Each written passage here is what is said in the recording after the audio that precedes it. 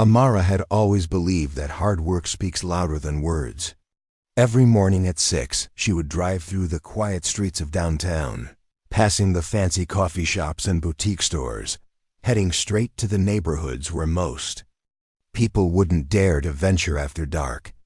But for Amara, these streets weren't scary. They were home to her life's mission. She had spent the last 8 years building something extraordinary. What started as a small tutoring program in her grandmother's church basement had grown into 3 thriving charter schools. These weren't just any schools. They were places where kids who had been written off by the system could discover they were actually brilliant, where children whose parents worked 3 jobs could still get the same quality education as kids. From $1 million homes, the first school, Bright Futures Academy, sat in the heart of the city's most challenging neighborhood. When Amara first walked into that abandoned building, the floors were covered in broken glass and the walls were tagged with graffiti. Local residents warned her she was crazy to even think about opening a school there. But Amara saw something different. She saw potential. It took 6 months of cleaning, painting, and begging for donations to transform that broken building into something beautiful. The day they opened their doors, only 12 students showed up. Amara remembered standing in the empty hallway, wondering if she had made a terrible mistake. But by the end of that first year, those 12 students had improved their reading levels by an average of 2 grade levels. Word spread quickly through the community. Now, 8 years later, Bright Futures Academy had a waiting list of over 300 families. The second school, Hope Rising Elementary, was housed in a renovated warehouse and served nearly 400 students. The third, Future Leaders High School, was the crown jewel. It was a beautiful modern building that Amara had fought tooth and nail to get funded, and it boasted a 96% college acceptance rate. But Amara's success hadn't come without battles. She had faced skepticism from education officials who questioned whether those kids could really achieve at high levels. She had dealt with funding challenges that kept her awake at night, wondering how she would pay teachers' salaries. She had even received anonymous threats from people who didn't want her schools to succeed. Through it all, Amara had maintained her grace and professionalism. She spoke at conferences across the country, sharing her methods and inspiring other educators. She had been featured in major education magazines and had even been invited to speak at a White House education summit. Her innovative approach to teaching had been studied by universities, and several other cities had tried to replicate her model. The Metropolitan Education Foundation had taken notice of Amara's work 4 years ago. The foundation was the most prestigious education organization in the city, founded by wealthy families who had been supporting education causes for generations. Their annual gala was the social event of the year, where the city's elite gathered to write big checks and feel good about helping children. Amara's first invitation to the gala had surprised her. She wasn't from the old money crowd that typically attended these events. She had grown up in a modest apartment with a single mother who worked as a nurse. But Margaret Whitmore, the foundation's executive director, had personally called to invite her, explaining that the foundation wanted to honor real educators who were making a difference. That first gala had been intimidating. Amara had borrowed a dress from her best friend and felt completely out of place among the designer gowns and expensive jewelry. But when she was introduced to speak about her work, something magical happened. The room fell silent as she told the story of 8-year-old Kevin, who had come to her school unable to read a single word, but was now writing poetry. She talked about Maria, whose teenage pregnancy had seemed like the end of her dreams until Future Leaders High School created a special program that allowed her to graduate while caring for her baby. By the time Amara finished speaking, there wasn't a dry eye in the room. The applause was thunderous, and people lined up afterward to shake her hand and ask how they could support her schools. That night, the foundation raised more money than they had in any previous year, with several new donors specifically asking that their contributions go toward supporting Amara's programs that the following years had been similar. Amara would receive her elegant invitation in early September, spend weeks preparing her presentation, and then inspire the crowd with stories of transformation and hope. She never asked for money directly, but her passion was so genuine that people couldn't help but want to contribute to her cause. More importantly, Amara had built real relationships with many of the foundation's supporters. She had lunch regularly with several board members, discussing education policy and sharing ideas for new programs. She had helped connect other educators with funding opportunities and had even served on several of the foundation's committees. So when September arrived this year and no invitation appeared in her mailbox, Amara initially thought it might be delayed. The postal service had been unreliable lately, and important mail sometimes took extra time to arrive. She waited another week, then checked her email thinking perhaps they had switched to digital invitations. Nothing. By early October, Amara began to worry. The gala was scheduled for November 15th, and planning always began months in advance. She had already started working on her presentation, excited to share the success stories from the past year. Future Leaders High School had just received national recognition for their innovative science program, and 3 of her former students had been accepted to Ivy League universities. Finally, Amara decided to reach out directly. She had Margaret Whitmore's phone number and had called her many times over the years to discuss various projects. But when she called, Margaret's assistant answered and seemed unusually cold. The assistant claimed Margaret was in meetings all day and would have to call back later. When no return call came, Amara tried again the next day. This time, the assistant was even more distant, almost rude. She said she would pass along the message, but offered no timeline for when Margaret might respond. Growing concerned, Amara decided to send an email. She kept it friendly and professional, simply asking about the gala and mentioning her eagerness to participate again this year. She knew how much work went into organizing such a large event and offered to help in any way she could. The response came 3 days later, but it wasn't from Margaret. Instead, it was from Margaret's assistant, and the tone was shockingly cold.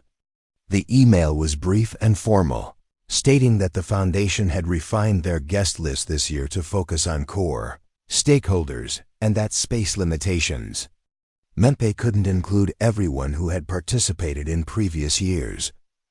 Amara read the email 3 times, trying to understand what had changed. Core stakeholders? She had been actively involved with the foundation for 4 years. Her schools had received significant funding through connections made at the gala. She had served on committees and had even helped recruit new donors. If she wasn't a core stakeholder, what was she? The phrase space limitations was particularly confusing. The gala was always held at the Grand Metropolitan Hotel's ballroom, which could easily accommodate 500 guests. In previous years, the event had rarely sold out, and Amara had never heard of anyone being turned away due to space constraints. That evening, Amara sat in her home office, staring at the email. On her computer screen, around her were photos from previous galas, awards from her schools, and thank you letters from students and parents. She had dedicated her life to education, had achieved remarkable success, and had always conducted herself with integrity and professionalism. So why did she suddenly feel like she wasn't welcome? What Amara didn't know was that her husband David had been watching the situation unfold with growing anger. David Sterling wasn't the type of man to seek attention or make a scene, but he also wasn't the type to stand by while his wife was treated unfairly. He had built his technology company from nothing into a billion-dollar enterprise by being patient, strategic, and thorough in his approach to solving problems. As Amara struggled to understand why she had been excluded, David was already making phone calls and gathering information.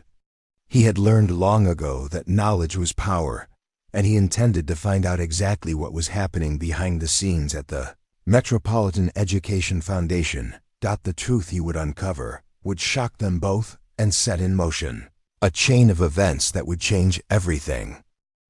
David Sterling had always been a quiet observer. While his wife Amara lit up every room she entered with her passion and energy, David preferred to stay in the background, watching and listening. This trait had served him well in business, where he had learned that the most valuable information often came from paying attention to what people didn't say rather than what they did. So when Amara showed him that cold email from the foundation, David didn't immediately react with anger, though. He felt it burning in his chest. Instead, he asked quiet questions. When had she last spoken to Margaret? Had there been any disagreements or conflicts? Had anything changed in her relationship with the foundation? Amara couldn't think of anything. If anything, her relationship with the foundation had grown stronger over the years. Just 6 months ago, Margaret had personally thanked her for helping to secure a major donation from a tech company, whose CEO had been impressed by Amara's presentation at the previous year's gala. That night, after Amara had gone to bed, David sat in his study with his laptop.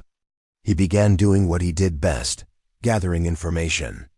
David had built his fortune by understanding systems, finding patterns, and identifying problems before they became crises. Now he was going to apply those same skills to his wife's situation. He started with the foundation's public records. As a nonprofit organization, they were required to file annual reports that showed their funding sources, expenditures, and board composition. David noticed something interesting. The board had remained virtually unchanged for over a decade. It was composed almost entirely of older white men and women from the city's most established families. Next, he looked at the foundation's recent press releases and newsletters. The language had subtly shifted over the past year. Where they once celebrated innovative educators and diverse approaches to learning, they now focused more on traditional excellence and proven methods. It was a small change, but David had spent years reading between the lines in business communications. David's real breakthrough came through his network of business contacts. In the tech world, information flowed freely at industry events, golf courses, and private dinners. David had been part of this world for over 15 years, and he had built relationships with people in every sector of the city's business community. His first call was to Robert Chun, the CEO of a marketing firm that had worked with the foundation on several campaigns. Robert and David had known each other since their early startup days, and they spoke candidly about business matters. "I've been wondering about the Metropolitan Education Foundation lately," David mentioned casually during their conversation. "My wife has been involved with them for years, but it seems like they're going in a different direction." Robert was quiet for a moment. "You know, that's interesting you mention that. We actually stopped working with them about 6 months ago. There were some philosophical differences about messaging." When David pressed for details, Robert explained that the foundation's leadership had wanted to shift their marketing focus away from highlighting diverse success stories. Margaret had specifically requested that their promotional materials emphasize traditional educational values and feature educators who represent our core donor base. "It felt wrong to me," Robert admitted. Some of their most successful programs were in underserved communities, but they wanted to downplay that in their communications. I told them I couldn't help them with that kind of messaging. David's next call was to Linda Martinez, who ran a catering company that had provided services for foundation events. Linda was known for her discretion, but she and David had developed a friendship over the years through various charity events. "The foundation has been acting strange lately," Linda confided. "At their last board meeting, which I catered, I couldn't help but overhear some of the conversation. Margaret was talking about maintaining the foundation's image and making sure their events appealed to their traditional supporters." Linda paused, clearly uncomfortable with what she was about to share. "David, I heard her specifically mention that they needed to be careful about which speakers they featured. She said something about not wanting to make their longtime donors feel lectured to about social issues. The pieces were starting to come together, but David needed more concrete information. His breakthrough came from an unexpected source, Thomas Bradley, a member of the foundation's board who also served on the board of a tech company that David had invested in. David and Thomas had worked together on several business deals, and while they weren't close friends, they had a professional relationship built on mutual respect. When David called to ask about potential investment opportunities, the conversation naturally drifted to their shared involvement in educational causes. "Have to tell you, David, I've been having some concerns about the foundation lately," Thomas said, his voice heavy with disappointment. "There have been some decisions made that I'm not comfortable with." Thomas explained that Margaret had been pushing the board to reconsider their outreach strategy. She had argued that the foundation's donors were becoming uncomfortable with the direction of recent galas, particularly the emphasis on schools in low-income neighborhoods. She presented data showing that some of our longtime donors had reduced their contributions, Thomas continued. She claimed it was because they felt the foundation was becoming too focused on what she called political messaging rather than education, but the most damaging revelation was yet to come. Thomas told David about a private meeting that Margaret had held with several major donors earlier in the year. According to Thomas, who had heard about the meeting from another board member, Margaret had made some deeply troubling statements. She apparently told these donors that she understood their concerns about the foundation's direction, Thomas said, his voice filled with disgust. She promised them that this year's gala would return to traditional values and would feature speakers who wouldn't make anyone uncomfortable with divisive rhetoric. When David asked what Margaret meant by divisive rhetoric, Thomas was quiet for a long moment.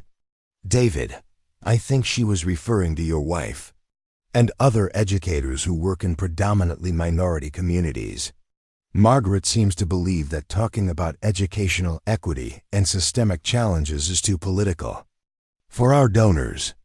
The conversation that sealed David's understanding came from Rebecca Foster, a young program officer at the foundation who had recently left to work for another nonprofit. Rebecca had heard about David through Amara and reached out to him directly, saying she had information he needed to hear.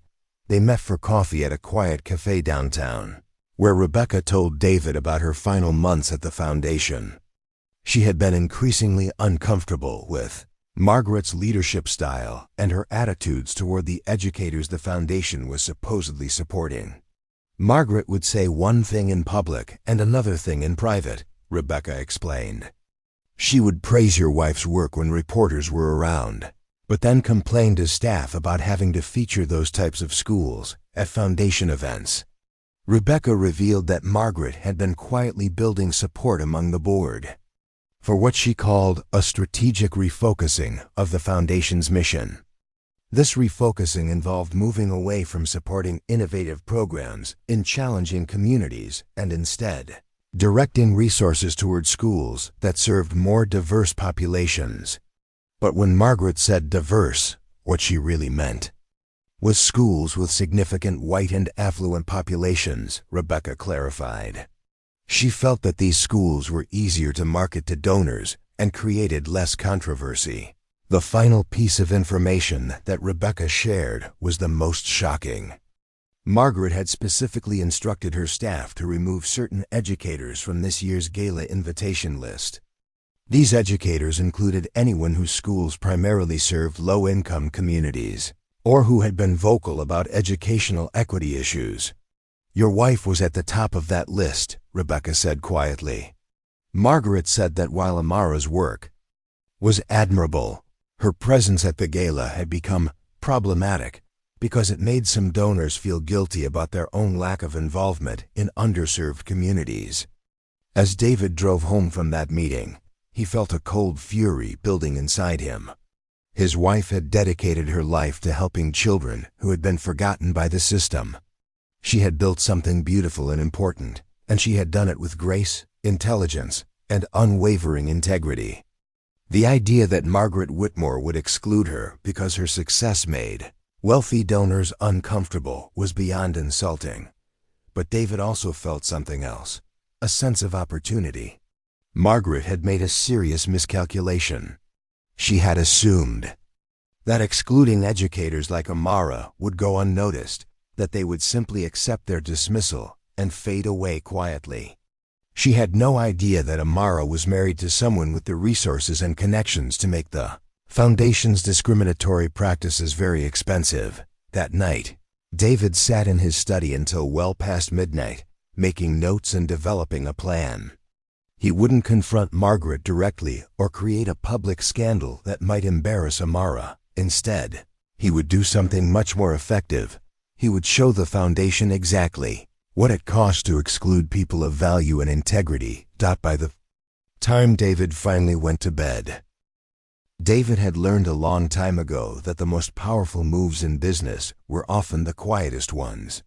While competitors made noise and drew attention to their strategies, the smartest players worked behind the scenes, building alliances and creating opportunities that others never saw coming. Now, as he sat in his home office at 5 in the morning, David was about to apply that same approach to a very personal situation. He had spent 3 sleepless nights thinking about what Margaret Whitmore had done to his wife. Every time he closed his eyes, he could see Amara's face when she read that dismissive email, the confusion and hurt she tried so hard to hide. Amara had given everything to her work, had changed thousands of lives, and had done it all with dignity and grace. She deserved better than to be quietly pushed aside because her success made wealthy people uncomfortable. But David also knew his wife. Amara would be mortified if he started a public fight on her behalf. She had built her reputation on merit and integrity, and she wouldn't want that tainted by what others might see as her husband using his wealth to settle scores. Whatever David did, it had to protect Amara's dignity while still delivering consequences to those who had wronged her. The plan that had been forming in his mind was elegant in its simplicity. He wouldn't attack the Metropolitan Education Foundation directly. Instead, he would simply redirect his support and influence toward organizations and causes that aligned with his values. The foundation would learn what it felt like to lose access to the network of relationships and resources that David had spent years building.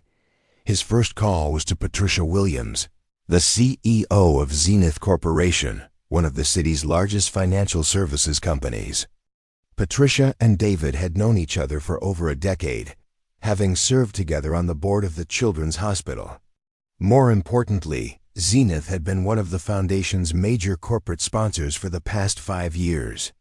"Patricia, I wanted to talk to you about something that's been on my mind," David said when she answered his call.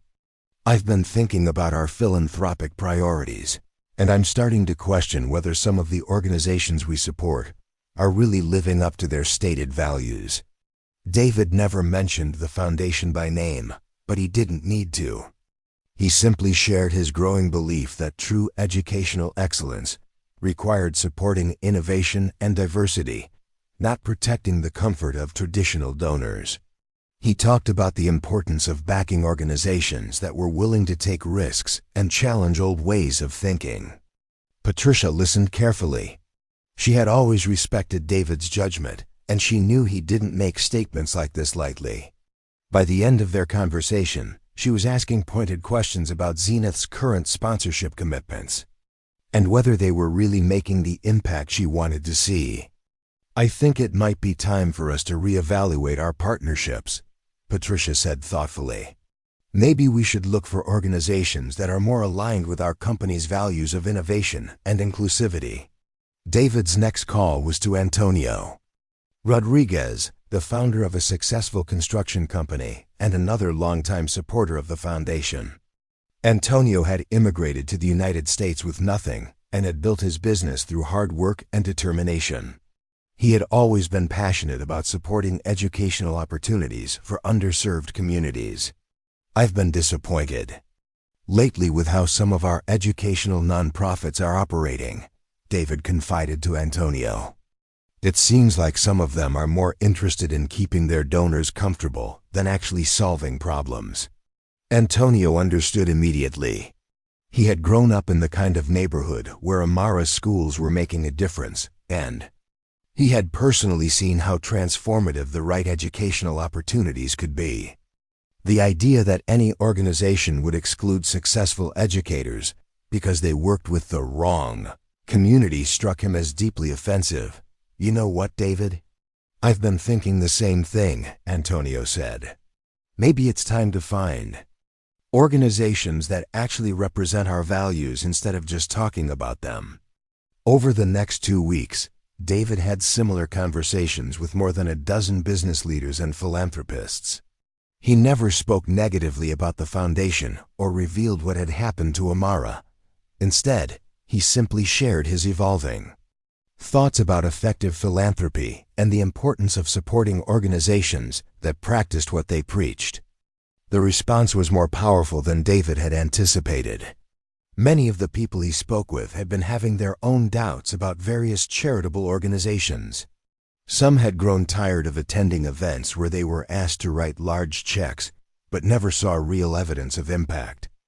Others had become uncomfortable with the exclusive nature of many philanthropic circles and were looking for ways to support more diverse and innovative approaches to social problems. David also began reaching out to board members of the foundation directly. He had relationships with several of them through various business and social connections, and he approached each conversation carefully. He never mentioned Amara's exclusion from the gala, but he did express his concerns about the foundation's leadership and direction. His conversation with Helen Carter, a prominent attorney who had served on the foundation's board for 8 years, was particularly revealing.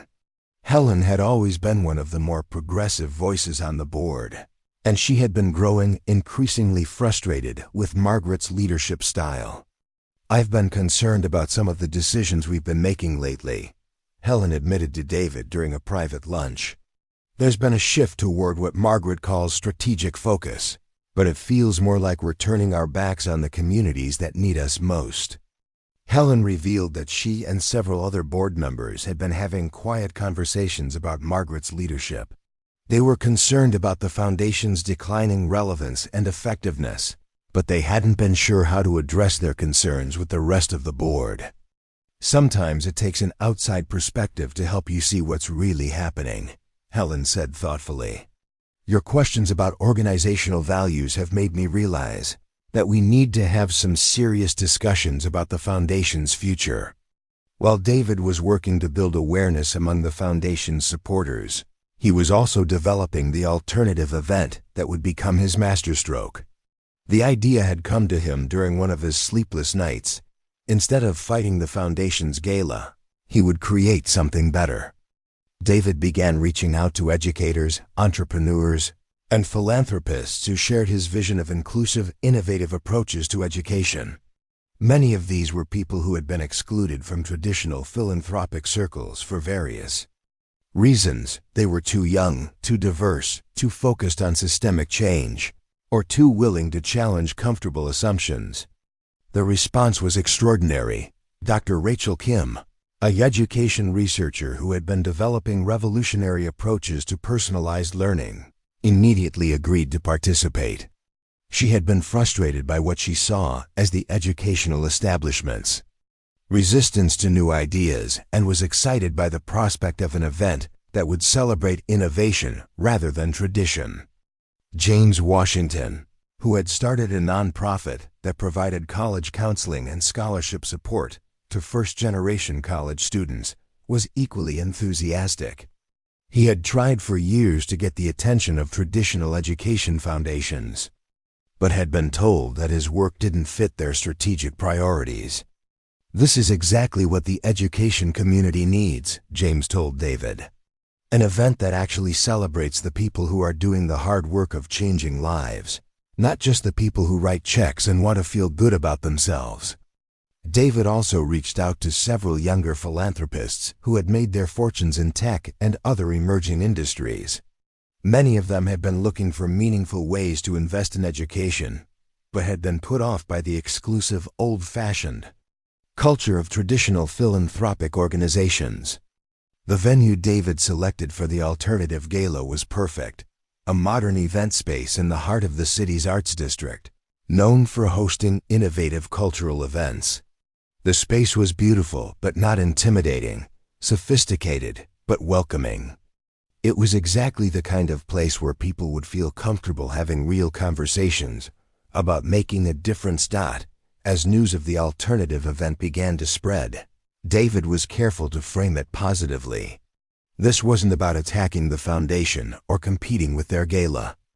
Instead, it was about celebrating educational innovation and creating a new kind of philanthropic event that would focus on impact rather than status. The media attention was immediate and overwhelmingly positive. Local news outlets were intrigued by the idea of a philanthropic event that promised to be different from the usual charity galas.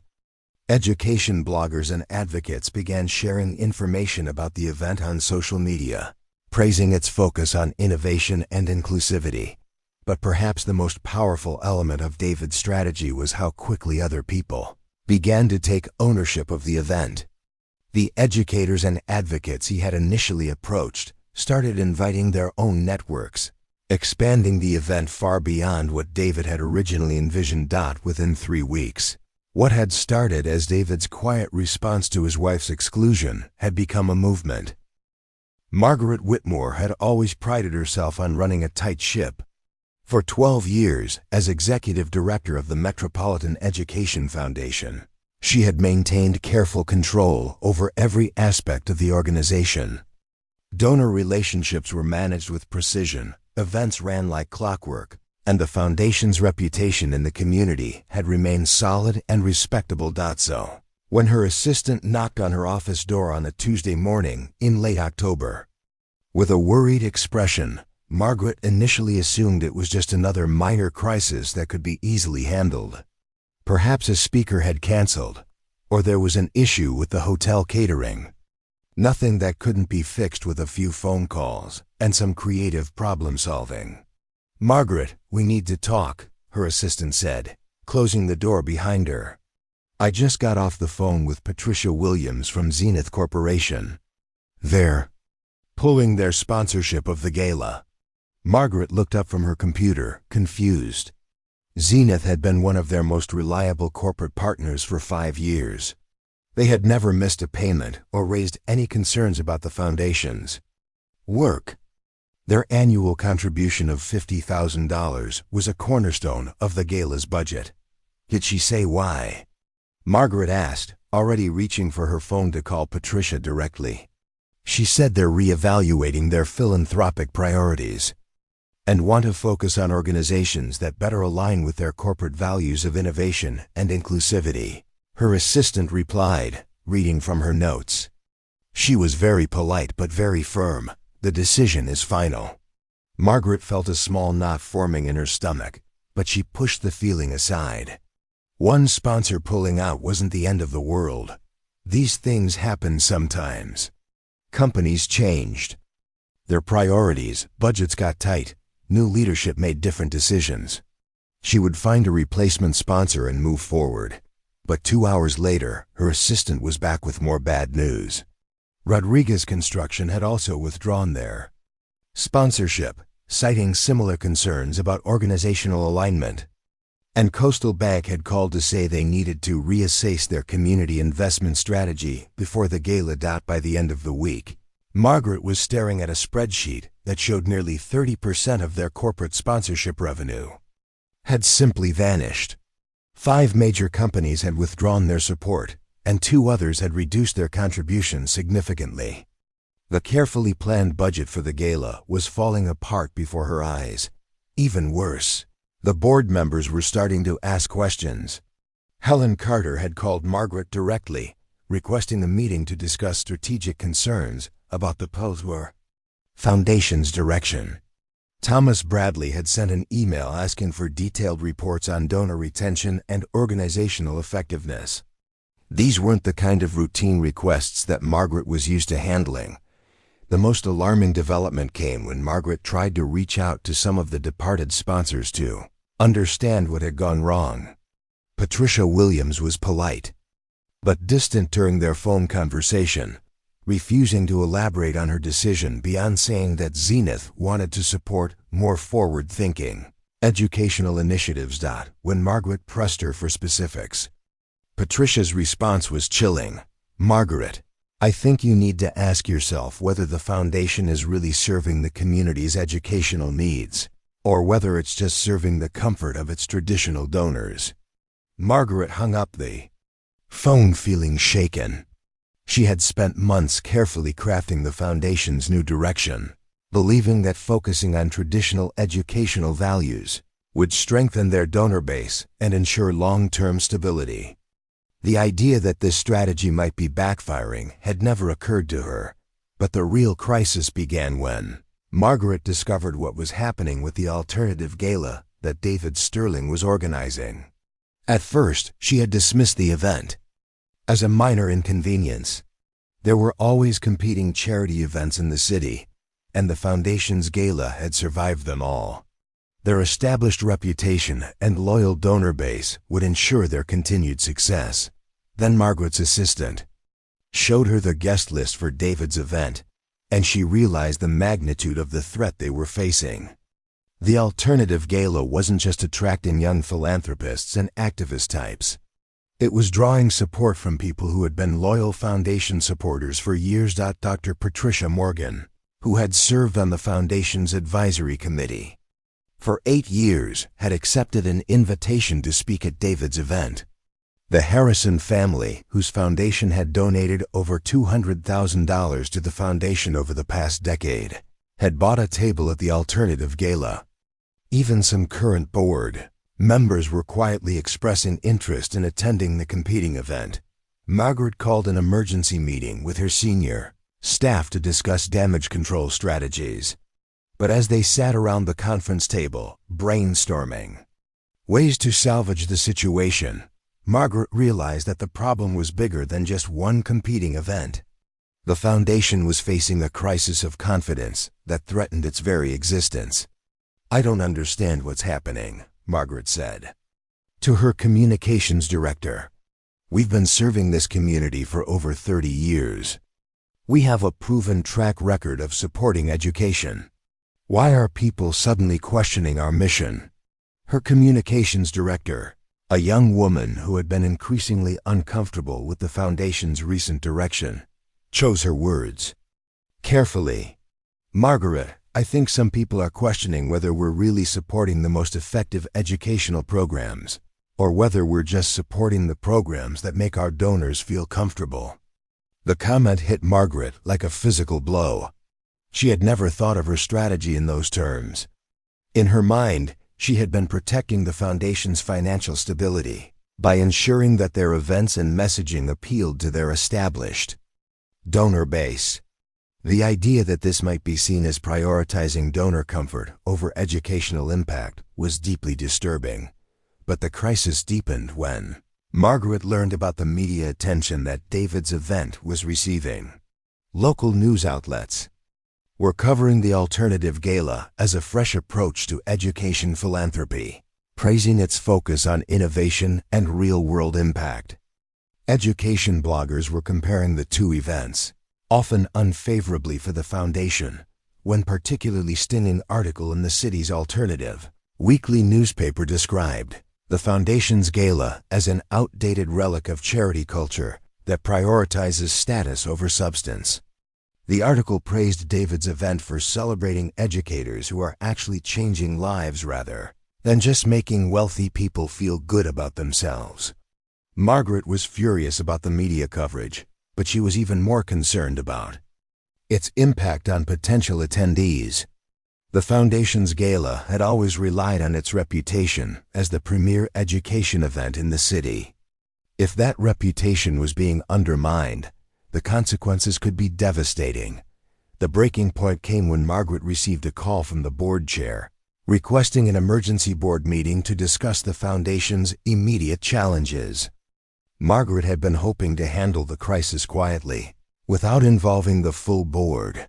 But it was clear that board members were hearing concerns from their own networks.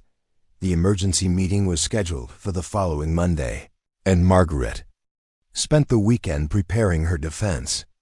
She compiled data showing the foundation's historical impact, testimonials from past grant recipients, and financial reports demonstrating their fiscal responsibility. She was confident that she could convince the board that the current crisis was temporary and manageable. But when Monday arrived, Margaret walked into a boardroom filled with angry and concerned faces. Board members had been doing their own research over the weekend, and they had discovered things that Margaret had hoped would never come to light.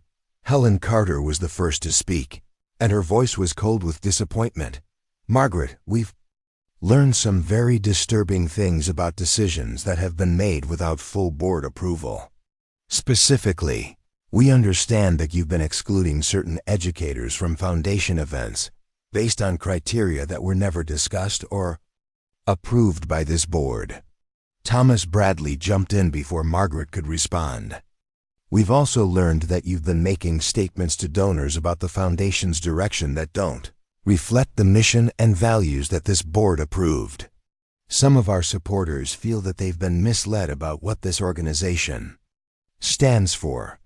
Margaret tried to explain her rationale, arguing that she had been protecting the foundation's donor relationships and ensuring long-term financial stability. But as she spoke, she could see that her explanations were only making things worse. The board members weren't just angry about her specific decisions. They were questioning her judgment and leadership. The final blow came when Helen Carter revealed that several board members had attended David's alternative event as guests the previous evening. They had seen firsthand what a truly inclusive educational philanthropy event could look like, and they were convinced that the foundation had lost its way under Margaret's leadership. The alternative gala raised over $3 million last night, Helen said quietly. "More than we've ever raised in a single event. And they did it by celebrating exactly the kind of innovative, diverse educational work that we should be supporting." The night of November 15th would go down in the city's history as the evening that changed everything about educational philanthropy. Two events were happening simultaneously across town from each other, and the contrast between them told a story that would be remembered for years to come. At the Grand Metropolitan Hotel, the Metropolitan Education Foundation's annual gala was struggling to fill even half of its usual seats. The elegant ballroom that had once buzzed with excitement and energy felt hollow and subdued. Tables that had been reserved by major sponsors sat empty, their white linens looking stark under the dim lighting. The few attendees who did show up seemed uncomfortable, constantly checking their phones and glancing toward the exits. Margaret Whitmore's replacement, a hastily appointed interim director, tried to maintain an air of normalcy as she welcomed the sparse crowd. But everyone in the room could feel the tension. The foundation's board members sat at the head table looking worried and embarrassed, knowing that their organization's reputation was crumbling around them. The evening speakers did their best to generate enthusiasm, but their presentations fell flat. Without Amara and other innovative educators to share inspiring success stories, the program felt generic and lifeless. The auction that typically raised hundreds of thousands of dollars barely managed to cover the cost of the evening itself. By the time the event ended at 10 o'clock, it was clear that the foundation had suffered a devastating blow to both its finances and its credibility. Meanwhile, across town at the Riverside Cultural Center, David's alternative gala was exceeding everyone's wildest expectations. The modern venue was packed with an energy that was unlike anything the city's philanthropic community had ever experienced. Young entrepreneurs sat next to veteran educators, tech executives chatted with community organizers, and everyone seemed genuinely excited to be there. The evening had started with a reception where guests could interact with displays showcasing innovative educational programs from around the city. Unlike traditional charity events where donors wrote checks and felt good about themselves, this event encouraged real engagement with the work being supported. People weren't just learning about educational initiatives. They were meeting the teachers, students, and families whose lives were being transformed. When David took the stage to welcome everyone, he kept his remarks brief and focused on the future rather than the past. He never mentioned the Metropolitan Education Foundation or the circumstances that had led to this alternative end. Instead, he talked about the power of inclusive philanthropy and the importance of supporting educators who were willing to take risks and challenge conventional wisdom. "Tonight isn't about creating another charity gala," David said to the enthusiastic crowd. "It's about building a community of people who believe that every child deserves access to excellent education, regardless of their zip code or their family's income level." But the real star of the evening was Amara. When she walked onto the stage, the entire room erupted in applause that lasted for nearly 2 minutes. She stood there smiling, clearly moved by the overwhelming support, and when she finally began to speak, her voice was strong and confident. Amara's presentation was everything that the Foundation's gala was not. She told stories that brought people to tears and then inspired them to action. She talked about Miguel, a student who had arrived at her school speaking no English and was now preparing to study engineering in college. She shared the journey of Destiny, a young mother who had earned her high school diploma through the Foundation's evening program and was now working as a medical assistant while pursuing her nursing degree. "Education isn't just about test scores or college acceptance rates," Amara said, her voice carrying clearly through the packed auditorium. "It's about recognizing the potential in every child and giving them the tools they need to build the future they dream of." The response to Amara's presentation was immediate and overwhelming. People weren't just applauding. They were standing, cheering, and reaching for their phones to make donations on the spot. The online donation platform that David had set up crashed twice during her speech because so many people were trying to contribute simultaneously. When the formal presentations ended, something remarkable happened. Instead of the typical networking reception where people made polite conversation and headed home early, the guests at David's event seemed reluctant to leave. Educators were exchanging contact information with potential donors. Entrepreneurs were discussing partnership opportunities with nonprofit leaders, and young professionals were signing up to volunteer with various programs. The fundraising results from the evening were staggering. By the time the last guests left at midnight, the alternative gala had raised over $3.7 million for educational initiatives.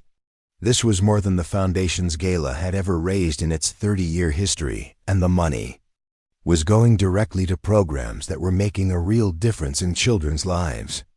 But perhaps more importantly, the evening had created something that money couldn't buy: a new network of relationships and partnerships that would continue to generate impact long after the event was over. Tech companies were committing to provide equipment and expertise to underserved schools. Law firms were offering pro bono services to help educators navigate bureaucratic challenges.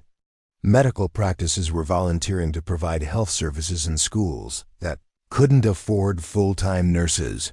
The media coverage of both events was swift and decisive. Local news outlets covered the alternative gala extensively, featuring interviews with inspired attendees and highlighting the innovative programs that had been supported. The Foundation's gala, meanwhile, received only brief mentions that focused mainly on its poor attendance and lackluster fundraising results. National education publications picked up the story within days, using it as an example of how philanthropic organizations needed to evolve to remain relevant in a changing world. The Foundation became a cautionary tale about what happened when charitable organizations prioritized the comfort of their donors over the effectiveness of their mission. In the weeks that followed, the ripple effects of that November evening continued to spread throughout the community. The Metropolitan Education Foundation's board moved quickly to implement sweeping changes, bringing in new leadership and completely revising their approach to supporting educational innovation. They reached out to Amara and other educators who had been excluded, offering sincere apologies and invitations to help rebuild the organization. Some of the foundation's longtime board members resigned, acknowledging that they had failed in their oversight responsibilities. Others committed to staying and working to restore the organization's credibility through authentic change rather than cosmetic improvements. The new leadership team, led by a dynamic young executive who had previously run a successful education nonprofit, made inclusivity and innovation their top priorities. They implemented new policies requiring diverse representation on all committees and established clear criteria for evaluating educational programs based on impact rather than demographics. Most importantly, they invited Amara to join their board of directors, recognizing that her expertise and perspective were exactly what the organization needed to regain its relevance and effectiveness. After careful consideration and extensive discussions with David, Amara accepted the invitation, seeing it as an opportunity to help transform the foundation into the kind of organization she had always hoped it could become. David never publicly took credit for orchestrating the foundation's transformation, but his message had been received throughout the city's philanthropic community. Organizations that practice discrimination, no matter how subtle or well-intentioned, would face consequences. The business and nonprofit leaders who had witnessed the events of that November understood that inclusive practices weren't just morally right. They were also more effective at achieving meaningful results. The alternative gala became an annual tradition, growing larger and more impactful each year. It attracted attendees from across the country who wanted to see what authentic, inclusive philanthropy looked like in practice. The event's success inspired similar initiatives in other cities, creating a movement that prioritized impact over status and substance over style. For Amara, the experience had been both painful and transformative. The initial rejection by the foundation had hurt deeply, but it had also led to opportunities and relationships that she never could have imagined. Her work continued to expand and evolve, supported by a network of partners who shared her commitment to educational equity and excellence. The lesson of that November evening was clear. When organizations exclude people of value and integrity, they don't just harm those individuals, they harm themselves. True leadership requires the courage to embrace change, challenge comfortable assumptions, and recognize that diversity of thought and experience makes every organization stronger and more effective.